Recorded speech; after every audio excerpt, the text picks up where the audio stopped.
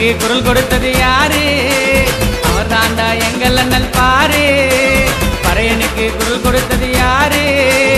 அவர் தாண்டா எங்கள் அண்ணல் பாரு. பறையன்னு சொல்லிடுவோம் நெஞ்ச நிமித்திதான். பரபசங்க எப்போதும் விஷம் கத்திதான்.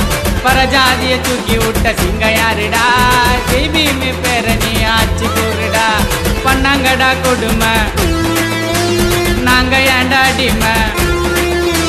பண்ணாங்கடா கொடுமை நாங்க ஏண்டா அடிமை. உலகத்துல எஸ்சிக்கு தான் பச்சை தாண்டா உரிமை. பறையனுக்கு குரல் கொடுத்தது யாரு?